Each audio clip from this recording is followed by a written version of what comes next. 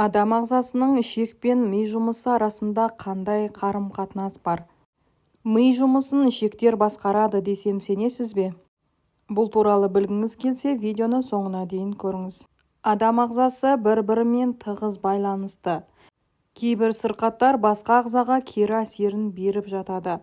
Мәселен, ішекте адам тәніндегі барлық мүшелермен әрекеттесетін триллион бактерия өмір сүреді.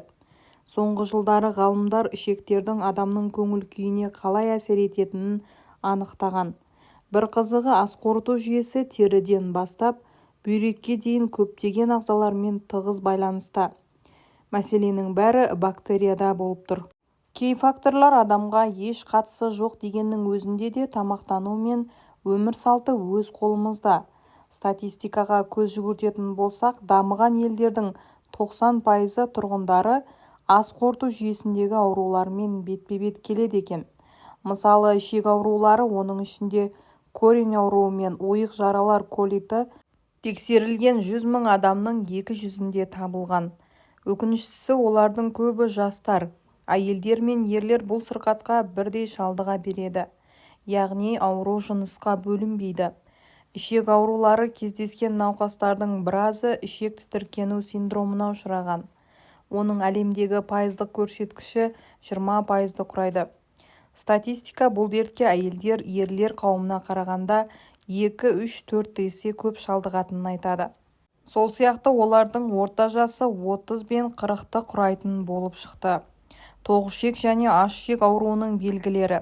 Ішек дертінің барлық симптомдарын бірнеше топқа бөліп қарастыруға болады. Олардың ішіндегі ең маңыздысы ауырсыну синдромы мен нәжістің бұзылуы, яғни диарея мен іштің қатуы. Сонымен қатар патология белгілерінің ішінде метеоризм, тәбеттің бұзылуы, нәжістегі патологиялық қосындының болуы, яғни қан мен шырыштың, салмақтың азаюы мен алмасу процесінің бұзылысын қосуға болады. Бұл симптомдар ішектің барлық бөлігіне әсер етіп, түрлі белгілер арқылы көрінуі мүмкін. Мысалы, іштің ауруы, ішек патологиясындағы ауырсыну синдромына түрлі нәрселер әсер етеді. Олардың қатарына ішке түскен тамақ пен дефекацияны қосуға болады.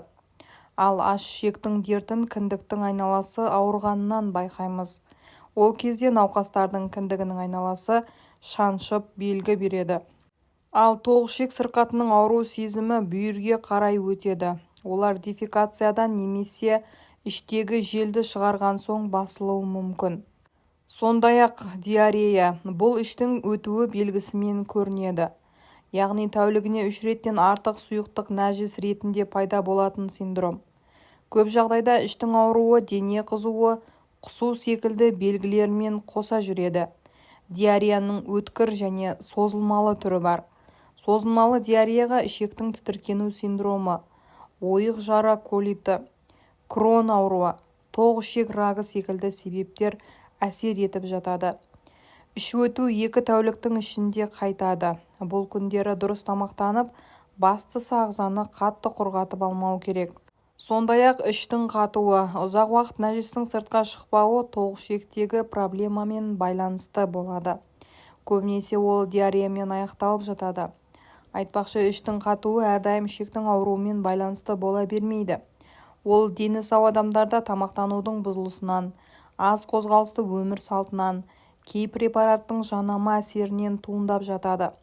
Оған қоса жүйке және эндокриндік жүйесі арқылы белгі береді. Сондай-ақ іштің кебуі, ауаның жиналуы ішектің барлық бөлігінде туындай береді. Ол кейде ішектің тітіркену синдромымен де байланысты болып жатады. Симптом көбінесе кешкілік уақытта мазалайды. Түн ауа бұл ауырсыну сезімі басылады. Сонымен қатар зат алмасудың бұзылуы, дене салмағының азаюы, анемия, дәрумендер мен микроэлементтердің жетіспеушілігі, ауыз жиектерінің жарылуы, тері құрғауы, нүктелі қан құйылу, аш ішектің көп таралған ауруларының белгілері. Зат алмасудың бұзылуы сіңіру қызметінің бұзылуымен байланысты болып келеді. Әйелдерде аш ішектің бұзылысы етеккірге де қатысы бар. Бөртпе, құрғақ, қабыршықтану теріге әсер етіп, адамның сыртқы келбетін бұзуы мүмкін. Бұл проблема ас қорыту жүйесімен тікелей байланысты. тері басқа ағзалар сияқты ішектегі кемшілікке бірден жауап береді. Бөртпе ең кең таралған реакцияның түрі болып табылады. Мәселе қайда жатыр? Экзема, қызару, бөртпе ішекке жеткен затқа иммунитеттің жауабы. Көп жағдайда мұндай аллергиялық жауап кейбір тағамдарға байланысты болуы мүмкін. Бастысы қай тағамдар екенін анықтап, оны рационнан сызып тастаса болғаны.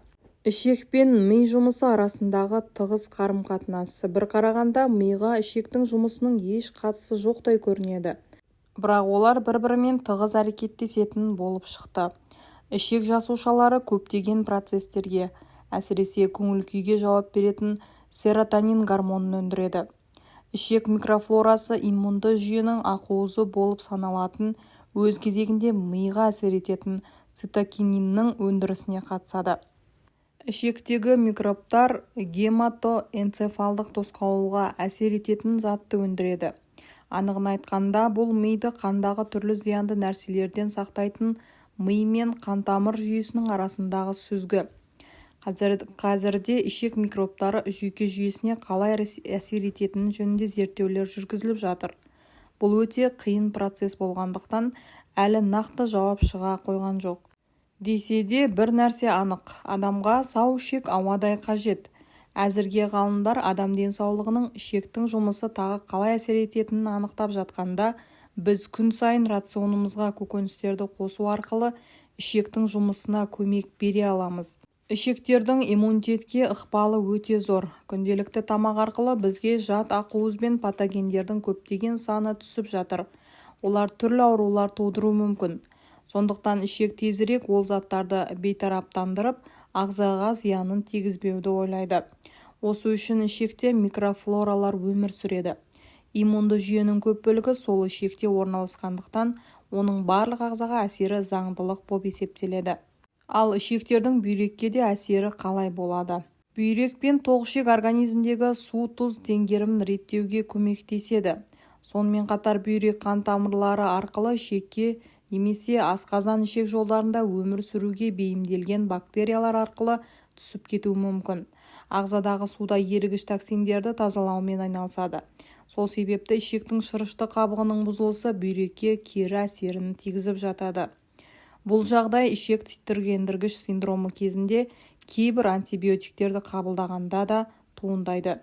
Шырышты қабық нашар жұмыс істегенде ішектен қанға түсетін зиянды заттар көбейетіндіктен иммунды жауапта күшейе түседі. Мұның барлығы жүйелік ісіп қызару процесіне әкеледі. Бүйрекке қиын соғады. Соңында тіпті созылмалы бүйрек жетіспеушілігіне дейін жеткізіп алуы мүмкін. Сондай-ақ бауырдың саулығына да ішек жауапты. Бүйрек секілді бауыр да организмді тазалауға көмектеседі. Ішек арқылы қанға түскен заттардың барлығы бауырға келіп жетеді. Барлық заттар, гормондар, токсиндер, медикаменттер мен тағамдардың ыдырауы бауыр арқылы өтіп, өтпен бірге ішекке жетеді. Ал ішекте оларды жою оңайға соғады. Ішектің қалыпты жұмысының өзгерісі немесе ішек қабығының бұзылысы бауырдың созылмалы дертіне шалдықтыруы әбден мүмкін. Тіпті қиын жағдайда оның құрылымына да әсер беріп, қалыпты ағза тіні жұмыс істемей, тінге ауысып фиброзды дамытуы мүмкін. Ал біз ішекке қалай көмек бере аламыз? Біздің ішегімізде қажетті мөлшерде өмір сүріп жатқан пробиотиктер, тірі микроағзалар, пайдалы бактериялар, алайда олар жақсы жұмыс істеу үшін ілгерде айтылғандай тамақтандырып тұру керек. Пробиотиктерге жағдай жасау үшін дәріханаға жүгірудің қажеті жоқ. Тек арнайы диета ұстанып, қажетті азық-түлікпен қоректенсеңіз жеткілікті. Осы және басқа да пайдалы ақпараттарды жіберіп алмау үшін видеоны жақындарыңызбен бөлісіп, каналға тіркелуді ұмытпаңыз.